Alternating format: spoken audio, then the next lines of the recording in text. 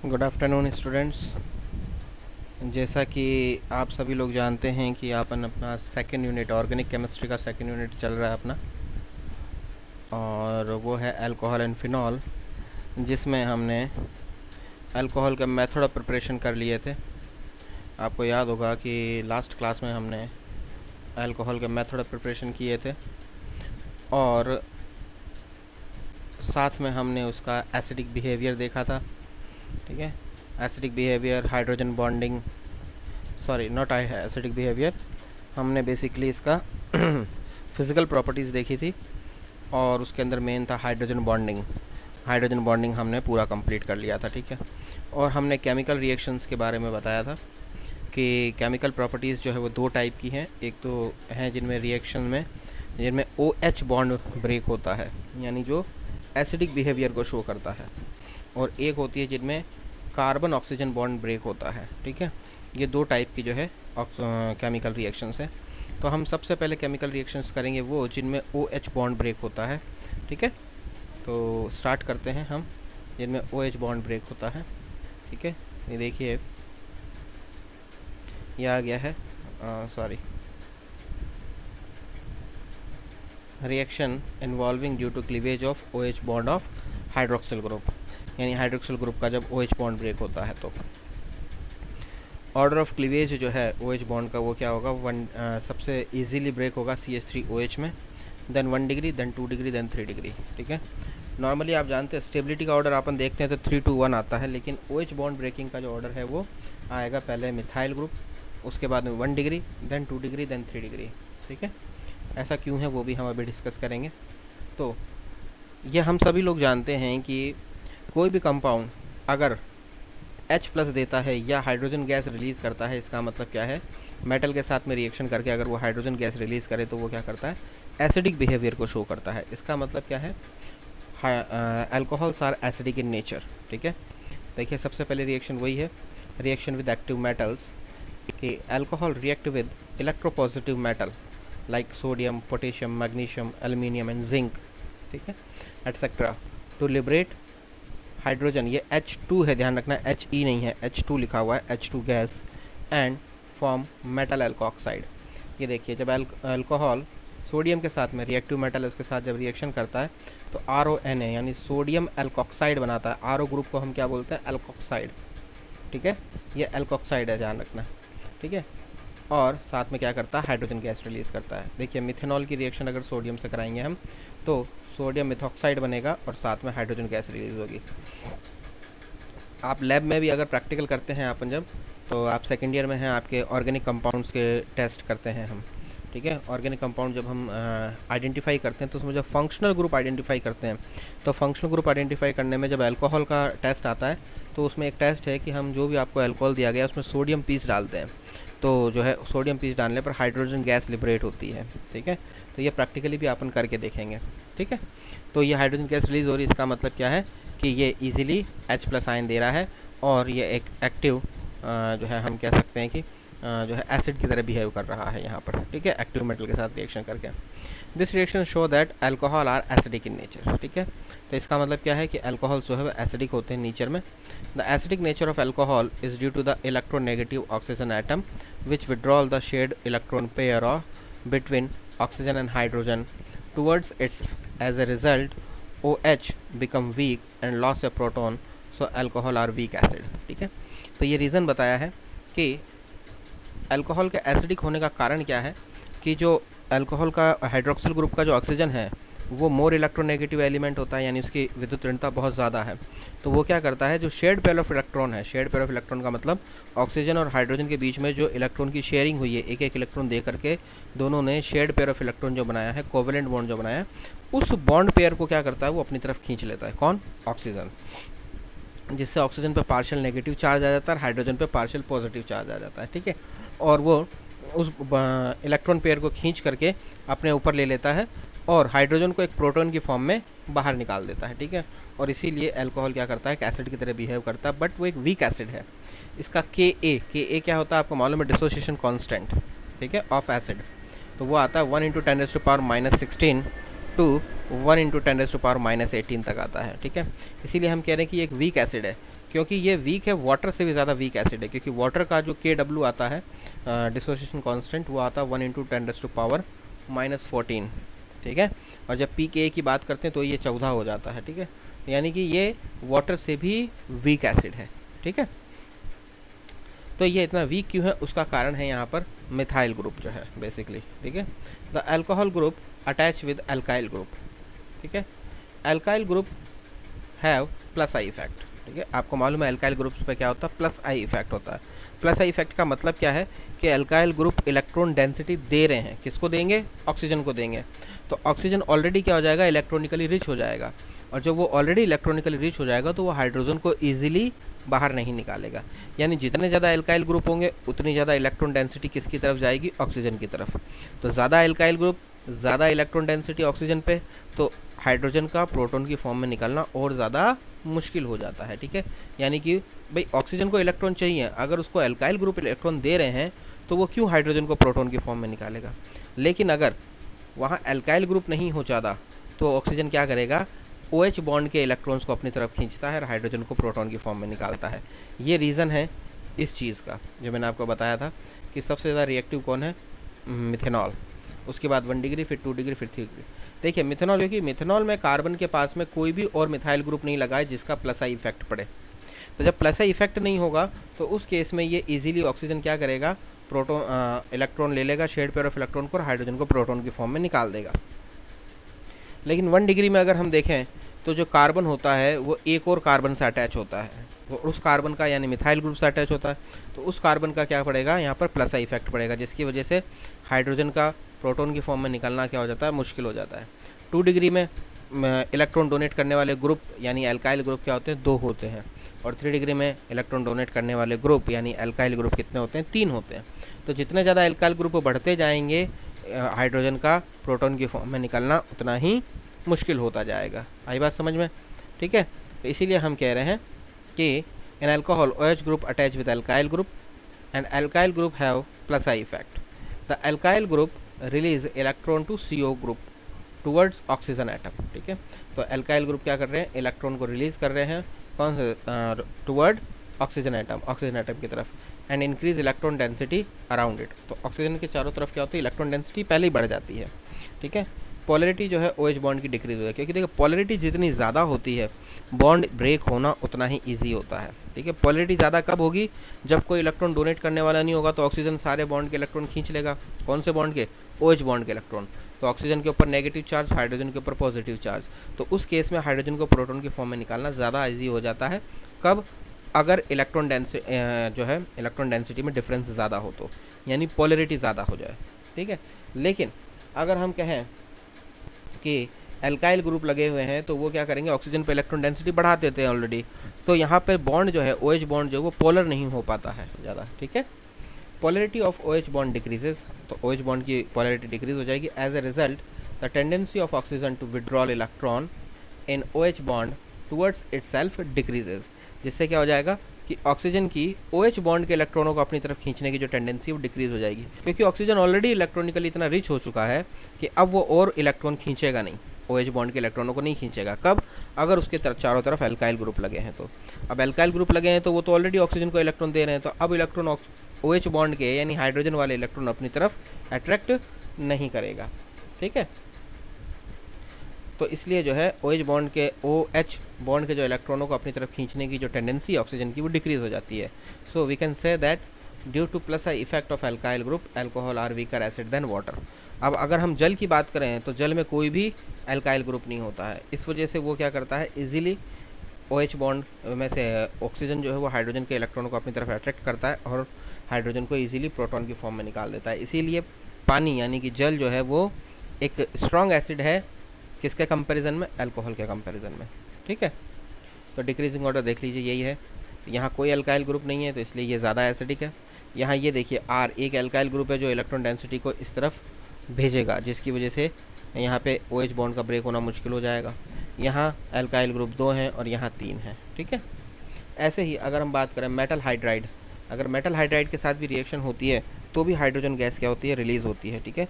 जैसे sodium hydride के साथ अगर हम रिएक्शन करा दें अल्कोहल की तो वही सोडियम एल्कोक्साइड बनेगा और साथ में हाइड्रोजन गैस रिलीज होगी। ये भी क्या शो कर रहा है कि अल्कोहल जो है वो एसिडिक इन नेचर होते हैं। ठीक है, वही चीज़ जो है यहाँ पर हिंदी में भी लिखी हुई, the reaction in which OH bond is has OH bond is broken. तो सर देखिए सबसे पहला नेचर वही अम्लीय प्रकृति है। ठीक है, जो मैंने अभी आपको बताई वही चीज़ है, देख लीजिए। सोडियम के साथ रिएक्शन करके RONL हाइड्रोजन गैस निकाल देता है, सोडियम एल्कोक्साइड, और ये रहा रिएक्शन इसकी। जैसे यहाँ पे सोडियम ना लिखे पोटेशियम ले लिया तो पोटेशियम इथॉक्साइड और हाइड्रोजन गैस निकल गई। धातु हाइड्राइड यानी मेटल हाइड्राइड के साथ भी वही चीज़ हो रही है। देखिए सोडियम हाइड्राइड लिया है तो उसके साथ RONA और H2 गैस निकल रही है। और अगर हम सोडा एमाइड ले लेते हैं NaNH2 तो भी यही रिएक्शन होगी कि RONA निकलेगा, साथ में क्या NH3 अमोनिया निकल रहा है। ये भी क्या शो कर रहा है कि ये एज ए एसिड बिहेव कर रहे हैं। तो ये बात थी एसिडिक नेचर ऑफ अल्कोहल की। ठीक है, उसके बाद में और भी बहुत सारी रिएक्शंस हैं जिनमें OH बॉन्ड ब्रेक होता है, जिनमें एक है रिएक्शन विद ग्रिग्नार्ड रिएजेंट, यानी ग्रिग्नार्ड अभिकर्मक के साथ में अभिक्रिया। देखिए ग्रिग्नार्ड अभिकर्मक के साथ जब अल्कोहल रिएक्शन करता है तो RMgX के साथ में रिएक्शन होगा, तो ये देखिए ये जो है RH, ठीक है, एल्केन निकल जाता है और साथ में क्या बनता है MgXOR। ठीक है, यानी एल्केन फॉर्मेशन होता है। केमिकल रिएक्शन पढ़ रहे हैं अपन, यानी अगर एल्केन बनाना है तो अल्कोहल की रिएक्शन किससे करा दो, RMgX से करा दो। फॉर एग्जांपल जैसे क्वेश्चन आ जाए आपके कि prepare methane from ethyl alcohol. तो देखिए यहाँ पर क्या हो रहा है, बेसिकली एक कार्बन कम भी हो रहा है कि एथिल अल्कोहल से मीथेन बनाइए, तो कार्बन भी कम हो रहा है और अल्कोहल से क्या हो रहा है, हाइड्रोकार्बन बन रहा है। तो ध्यान रखिएगा यहाँ पर जो है क्या कराया हमने, CH3MgCl RMgX है ये, इसकी रिएक्शन इथेनॉल से करा दी तो देखिए CH3H बन गया ये। ठीक है, CH3H का मतलब क्या है, CH4 यानी मीथेन बन गया, MgClO2H5 ये है निकल जाता है। तो अम्लीयता का क्रम अभी हमने थोड़ी देर पहले देखा था, ये उसका कारण प्लस आई प्रभाव देखा था, तो सारी चीज़ें यहाँ लिखी हुई हैं। ठीक है, देन उसके बाद में है फॉर्मेशन ऑफ ईथर, यानी ईथरों का निर्माण। ठीक है, ईथर कैसे बनेंगे कि हम सोडियम एल्कोक्साइड, यहाँ पर हमने अभी सोडियम एल्कोक्साइड बनाया है, देखिए ये रहा, ये सोडियम एल्कोक्साइड की रिएक्शन हमने किससे कराई है, एल्किल हैलाइड से कराई है। और जब एल्किल हैलाइड से रिएक्शन कराते हैं तो ये SN2 मैकेनिज्म को क्या करती है, फॉलो करती है, और ये CH3I जो है बैक साइड से अटैक करती है, तो क्या बनेगा ROCH3। ठीक है, क्योंकि देखिए O के ऊपर नेगेटिव चार्ज है और CH3 के ऊपर पॉजिटिव चार्ज होगा, क्योंकि I के ऊपर क्या है, नेगेटिव चार्ज है, तो ये बैक साइड से अटैक करता है। ठीक है, ये आप कह दें एल्कोक्साइड ग्रुप जो है वो यहाँ बैक साइड से अटैक करेगा इसके ऊपर, क्योंकि न्यूक्लियोफाइल अटैक करता है, तो RO अटैक करेगा CH3 पे और I बाहर निकलेगा, एल्किल हैलाइड पे अटैक होगा ये। ठीक है, तो जब ये इस पे बैक साइड से अटैक करेगा, I बाहर निकलेगा, साथ में क्या निकलेगा, Na, तो NaI बन जाएगा। ठीक है, इस अभिक्रिया को हम क्या कह रहे हैं, विलियमसन ईथर सिंथेसिस कहते हैं। ठीक है, विलियमसन ईथर सिंथेसिस, ध्यान रखिएगा, इंपॉर्टेंट रिएक्शन है ये एक।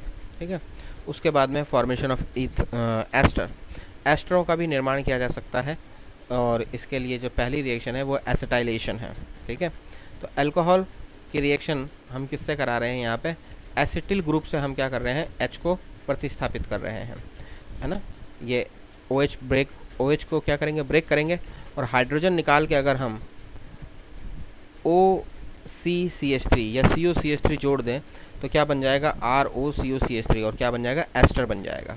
ठीक है, तो उसको हम कह रहे हैं एसिटाइलेशन, क्योंकि एसिटाइल ग्रुप जोड़ रहे हैं हम, एसिटिल CH3CO ग्रुप जोड़ रहे हैं, एसिटिल ग्रुप जोड़ेंगे तो वो बन जाता है। ठीक है, इसके क्या किया जाता है, एसिटिल क्लोराइड की CH3COCl की, ये एसिटिल क्लोराइड है CH3COCl, इसकी रिएक्शन करवाई जाती है अल्कोहल से, तो देखिए HCl निकल जाता है, क्या बन जाएगा, ROCOCH3, एस्टर बन जाएगा। एस्टर का फॉर्मूला यही होता है ROCOR। ठीक है, तो ये एस्टर बन जाता है, और साथ में HCl निकला। ये रिएक्शन पिरिडीन की प्रेजेंस में कराई जाती है। पिरिडीन की प्रेजेंस में क्यों कराते हैं हम, क्योंकि पिरिडीन जो है वो क्या एक बेस होता है, आप जानते हैं, क्षारीय माध्यम है। ठीक है, और HCl जो निकल रही है वो गैस की फॉर्म में है, और वो क्या है, एक एसिड है। तो इस एसिड को जो पिरिडीन है, जो बेस है, वो क्या कर लेता है, एब्जॉर्ब कर लेता है, यानी अवशोषित कर लेता है, तो आपको प्योर प्रोडक्ट मिलता है एस्टर। ठीक है, प्रोडक्ट जो है वो उसके अंदर कोई भी जो है हमको अदर जो साइड प्रोडक्ट हैं वो साथ में नहीं मिलते हैं, प्योर प्रोडक्ट मिल जाता है, और साइड प्रोडक्ट को जो है हमें अलग से फ्रैक्शनल डिस्टिलेशन करके अलग करने की ज़रूरत नहीं होती है। ठीक है, ऐसे ही हम देखिए एनहाइड्राइड की भी रिएक्शन करा सकते हैं, CH3COO COCH3, एनहाइड्राइड की रिएक्शन अगर हम कराएंगे तो भी हमको क्या मिल जाता है, एस्टर मिल जाता है, साथ में एसिटिक एसिड निकल जाता है। देखिए CH3COOR, ठीक है, ये रहा CH3COOR, ये बन जाएगा एस्टर, और CH3COOH ये क्या बन गया, एसिटिक एसिड। ठीक है, ये निकल जाता है। तो एसिटिल एनहाइड्राइड से भी हम अगर एसिटिक एनहाइड्राइड से भी रिएक्शन कराएं तो भी एस्टर बनता है। ठीक है, और जो है एस्टर बनाने का एक और मेथड है कि हम कीटीन के साथ में रिएक्शन करा सकते हैं। ठीक है, तो कीटीन के साथ में रिएक्शन कैसे होगी कि पहले क्या लेते हैं हम, कीटोन लेते हैं। कीटोन में भी कौन सा, एसीटोन, और एसीटोन को 700 से 750 डिग्री सेल्सियस इतना ताप करके क्या किया जाता है, ताप अपघटित किया जाता है। ताप अपघटित करने से यहाँ से क्या निकल जाता है, मीथेन का अणु निकल जाता है। मीथेन का अणु निकल के ये क्या बन जाता है, कीटीन बन जाता है। कीटीन का आपको फॉर्मूला हमेशा ध्यान रखना है, CH2 double bond C double bond O, ये क्या होता है, कीटीन होता है। ये कीटीन की रिएक्शन हम कराते हैं किसके साथ में, अल्कोहल के साथ में। जब कीटीन की रिएक्शन अल्कोहल के साथ में कराएंगे तो देखिए ये बॉन्ड के इलेक्ट्रॉन इधर शिफ्ट होंगे, तो इस ऑक्सीजन पे आएगा नेगेटिव चार्ज, कार्बन पे आएगा पॉजिटिव चार्ज। ठीक है, अगर आप देखेंगे कार्बन पे आ जाएगा पॉजिटिव चार्ज, तो जब ये बॉन्ड ब्रेक होगा ये वाला, तो R के ऊपर आएगा, ये जो है OH के ऊपर क्या आएगा, नेगेटिव चार्ज। ये देखिए ROH की जब ये वाला RO बॉन्ड अगर अपन ब्रेक करें तो ऑक्सीजन की इलेक्ट्रॉन नेगेटिविटी ज़्यादा होती है, बॉन्ड के इलेक्ट्रॉनों को अपनी तरफ खींच लेगा वो, तो OH माइनस बनाएगा और R प्लस बनाएगा। यहाँ हमने देखा था ऑक्सीजन पे नेगेटिव और कार्बन पे पॉजिटिव। ठीक है, तो कार्बन पे क्या जाकर के जुड़ेगा, OH जाकर के जुड़ेगा, क्योंकि OH के ऊपर नेगेटिव चार्ज है, इस कार्बन पे पॉजिटिव चार्ज है। तो OH कहाँ आके जुड़ेगा, इस कार्बन पे, और R कहाँ जाके जुड़ेगा, इस ऑक्सीजन पे जाके जुड़ेगा, क्योंकि इस ऑक्सीजन पे क्या है, नेगेटिव, और R के ऊपर क्या, पॉजिटिव चार्ज। ये देखिए जुड़ गया। उसके बाद में यहाँ क्या होगा, रीअरेंजमेंट होगा, और रीअरेंजमेंट होकर के क्या होगा, ये R जो है OH जो है, ये आप देखिए कि यहाँ से ये बॉन्ड के इलेक्ट्रॉन जो है ये ऑक्सीजन इधर देगा। ठीक है, और H प्लस की फॉर्म में निकालेगा इसको, है ना, और ये बॉन्ड के इलेक्ट्रॉन जो है फिर इधर शिफ्ट होंगे इस तरफ, इस कार्बन के ऊपर, तो ये कार्बन हो जाएगा CH2 के ऊपर नेगेटिव चार्ज आएगा, और जो H प्लस है वो यहाँ आकर के जुड़ेगा, हो जाएगा CH3 C double bond O और OR। ठीक है, ये कीटो इनॉल आइसोमेरिज्म है एक तरीके से आप देखें तो। देखिए ये कीटो है और ये इन ऑल, इन मतलब डबल बॉन्ड है और ऑल मतलब अल्कोहल, तो ये कीटो इनॉल आइसोमेरिज्म है। आपको मालूम है पुनर्विन्यास या रीअरेंजमेंट ये चलता रहता है कीटो और इनॉल के अंदर। कैसे होगा, ये डबल बॉन्ड के इधर शिफ्ट होगा कार्बन के ऊपर, इस पर नेगेटिव चार्ज, कार्बन के ऊपर आएगा पॉजिटिव चार्ज, तो ये ऑक्सीजन अपने बॉन्ड के इलेक्ट्रॉन इधर शिफ्ट करेगा, जिससे कार्बन के ऊपर पॉजिटिव चार्ज हट जाएगा और यहाँ डबल बॉन्ड आएगा। और ये अब ऑक्सीजन के ऊपर पॉजिटिव चार्ज आया तो ऑक्सीजन क्या करेगा, बॉन्ड के इलेक्ट्रॉनों को लेगा और इसको प्रोटॉन की फॉर्म में निकाल देगा, ये प्रोटॉन जाके यहाँ अटैच करेगा। ठीक है, और ये इस तरीके से एस्टर बन जाता है। तो एक कीटीन से भी हम बना सकते हैं एस्टर। देन उसके बाद आते हैं अपन एस्टरिफिकेशन पे। ठीक है, कि एस्टर हमको बनाना है और उसके लिए हमको क्या करना है, एस्टरिफिकेशन करना है। एस्टरिफिकेशन कैसे किया जाता है कि अल्कोहल की रिएक्शन कराई जाती है कार्बोक्सिलिक एसिड के साथ में, इसको हम कहते हैं एस्टरिफिकेशन, और ये रिएक्शन करवाई जाती है in the presence of catalyst. यानी कैटलिस्ट क्या है यहाँ पे, जो है एसिड इज अ कैटलिस्ट, चाहे सल्फ्यूरिक एसिड हो चाहे HCl हो, हाइड्रोक्लोरिक, ये क्या करते हैं, एसिड जो है वो यहाँ पर बिहेव करता है एज ए कैटलिस्ट।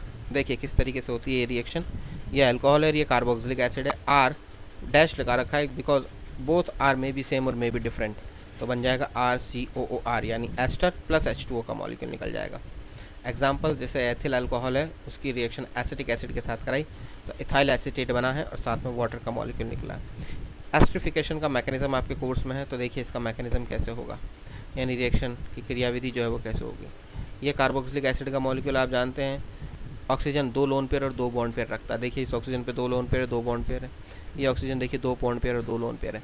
इसके ऊपर सबसे पहले प्रोटॉन अटैक करेगा, मैंने कहा ना कि ये क्या है, एसिड कैटलाइज्ड है, तो एसिड जो है वो कैटलिस्ट की तरह वर्क कर रहा है, तो सबसे पहले वो अटैक करेगा यहाँ अटैक करेगा और क्या बना देगा, OH बना देगा, जिससे इस कार्बन के ऊपर क्या आएगा, पॉजिटिव चार्ज, क्योंकि इसने अपना लोन पेयर देके बॉन्ड बनाया।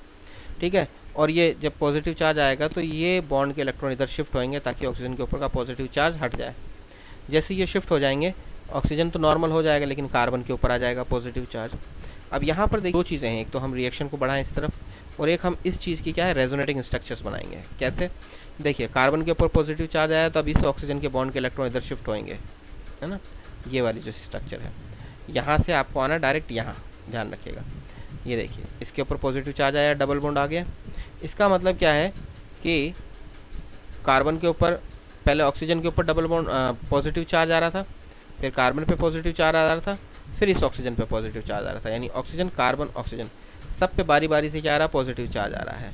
अब ये बॉन्ड के इलेक्ट्रॉन इधर शिफ्ट हो जाएंगे वापस, तो कार्बन पे पॉजिटिव चार्ज आ जाएगा, फिर ये वाले बॉन्ड के इलेक्ट्रॉन इधर फिर ये लोन पेयर इधर शिफ्ट होएगा, तो इस ऑक्सीजन पे पॉजिटिव चार्ज आ जाएगा। इसका मतलब क्या है कि जो पॉजिटिव चार्ज है वो डिलोकलाइज हो रहा है ऑक्सीजन कार्बन ऑक्सीजन के बीच में।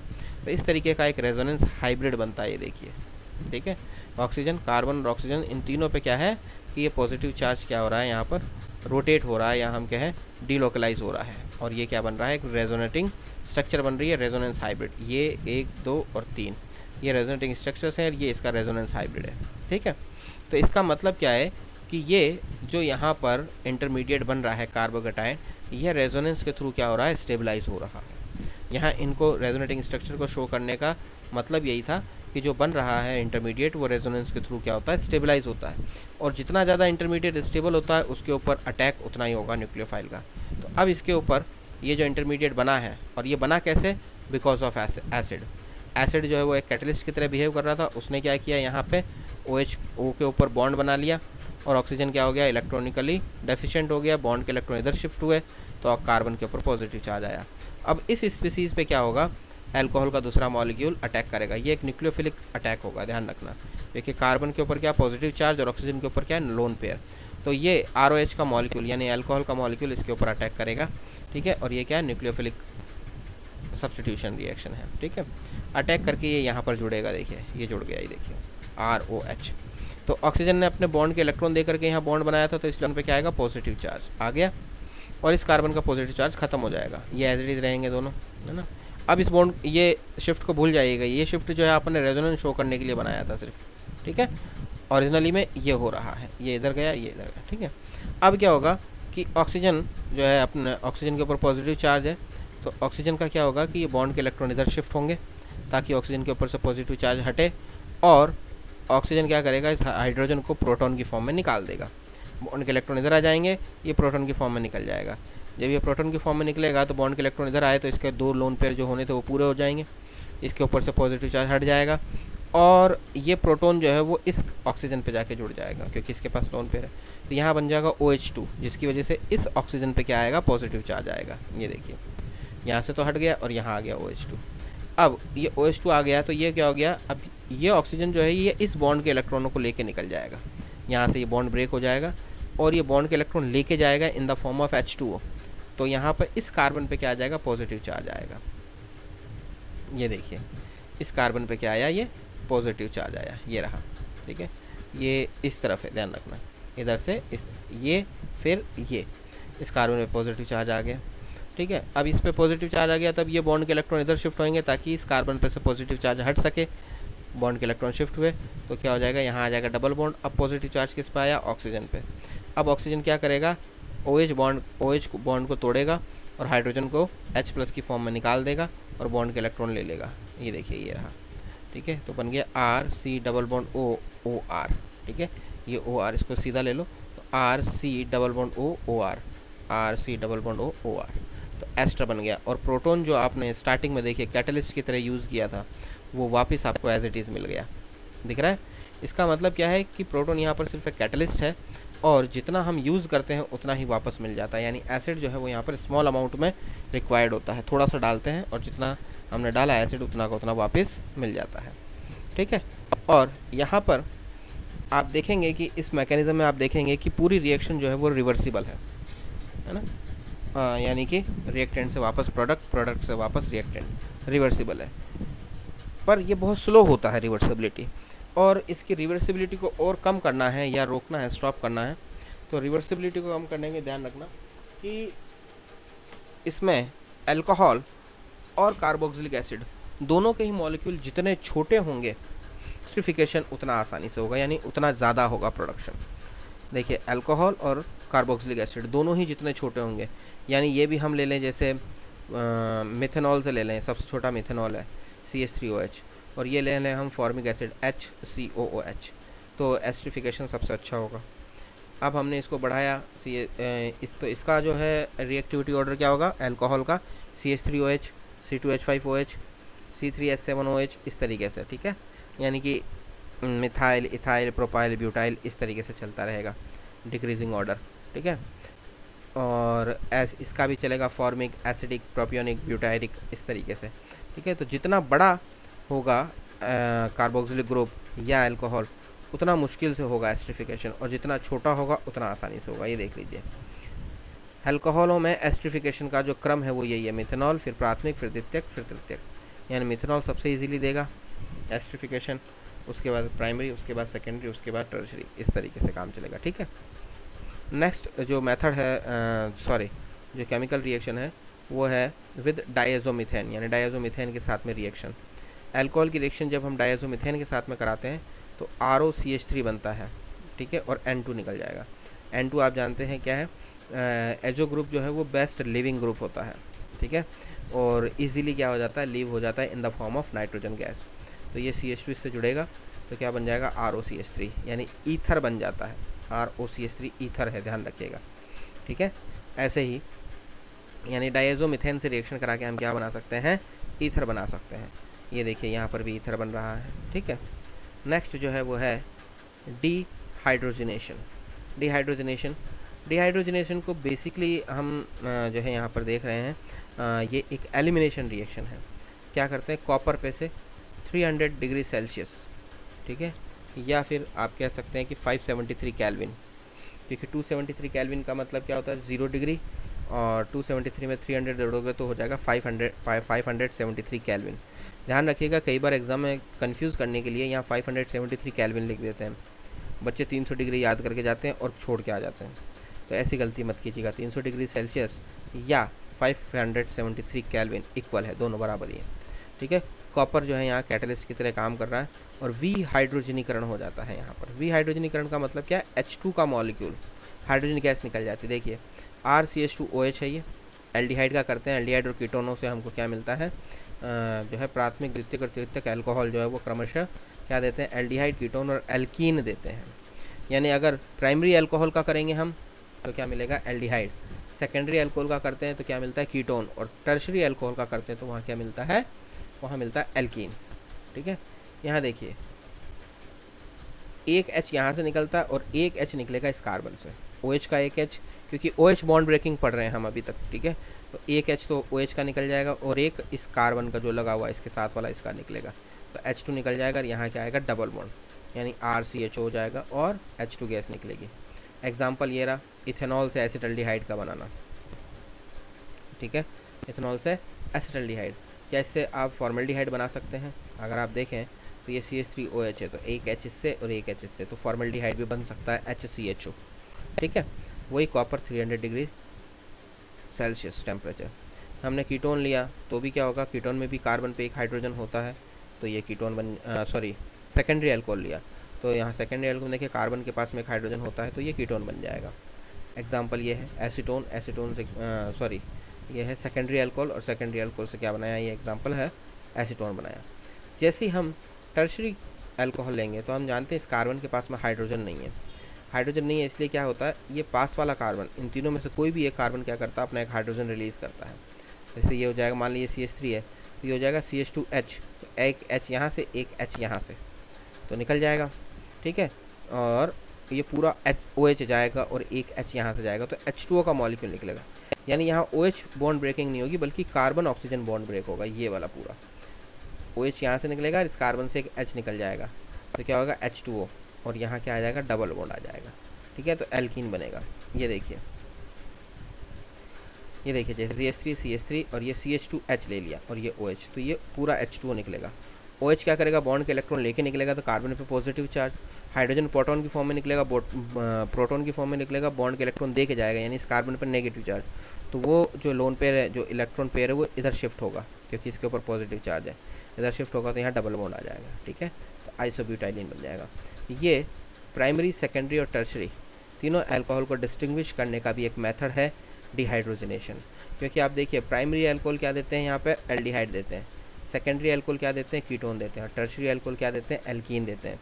यानी कि तीनों की रिएक्शन हमने कॉपर कैटलिस्ट पर तीनों को हमने पास किया 300 डिग्री सेल्सियस पे, तो तीनों से प्रोडक्ट अलग अलग मिलते हैं। इससे हम क्या कर सकते हैं, प्राइमरी सेकेंडरी टर्शरी अल्कोहल को जो है डिस्टिंग्विश कर सकते हैं, यानी कि तीनों को पृथक कर सकते हैं।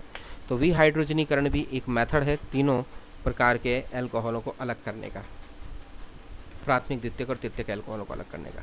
ऐसे ही इससे जस्ट पहले हमने जो एक रिएक्शन करी थी यानी एस्ट्रिफिकेशन, एस्ट्रिफिकेशन भी जो है एक मेथड है तीनों अल्कोहलों को अलग करने का। उसका कारण क्या है कि जो प्राइमरी अल्कोहल है वो एस्ट्रिफिकेशन इजीली देंगे, द्वितीयक अल्कोहल थोड़ा मुश्किल से देंगे, और तृतीयक अल्कोहल बहुत स्लोली देंगे। यानी कि सबसे फास्ट जो है एस्टर कौन बनाएगा, प्राथमिक अल्कोहल। सेकेंडरी अल्कोहल काफ़ी देर बाद में बनाएगा, टर्शरी अल्कोहल बहुत ज़्यादा देर लगाएगा जो है एस्टर बनाने में। तो ये एस्ट्रिफिकेशन भी क्या है, एक मेथड है तीनों अल्कोहलों का डिस्टिंग्विश करने का। ये मैं इसलिए बता रहा हूँ क्योंकि जब केमिकल रिएक्शंस कंप्लीट हो जाएंगी तो उसके बाद एक आएगा to distinguish primary secondary and tertiary alcohol, यानी प्राथमिक द्वितीयक और तृतीयक अल्कोहलों को पृथक करना। तो वहाँ पृथक करने के बहुत सारे मेथड हैं, टोटल 5 मेथड हैं। उन 5 मेथड में से 2 मेथड यही हैं, तो ये मैं उस टाइम वापस नहीं पढ़ाऊंगा, ध्यान रखिएगा। ये 2 मेथड वही हैं, एक तो एस्ट्रिफिकेशन, और एस्ट्रिफिकेशन में तो सिंपल है, रेट ऑफ रिएक्शन से हमको पता चलता है कि रेट ऑफ रिएक्शन फास्ट है तो वो प्राथमिक अल्कोहल था, रेट ऑफ रिएक्शन थोड़ी स्लो है तो secondary alcohol, rate of reaction बहुत ज़्यादा स्लो है तो वो टर्शरी अल्कोहल था। ठीक है, और एक विहाइड्रोजिनेशन है। डिहाइड्रोजिनेशन में पता चलता है कि अगर एल्डिहाइड बन रहा है इसका मतलब रिएक्टेंट क्या था, प्राइमरी अल्कोहल। अगर प्रोडक्ट कीटोन बन रहा है इसका मतलब रिएक्टेंट क्या था, सेकेंडरी अल्कोहल। और अगर प्रोडक्ट एल्कीन बन रहा है इट मीन्स रिएक्टेंट क्या था आपका, टर्शरी अल्कोहल। तो इस तरीके से हम अल्कोहल्स को डिस्टिंग्विश कर सकते हैं। ठीक है, ये 2 मेथड हो गए। इस आज अपन इतनी ही केमिकल रिएक्शंस करेंगे, इसके आगे की केमिकल रिएक्शंस अब करेंगे कल।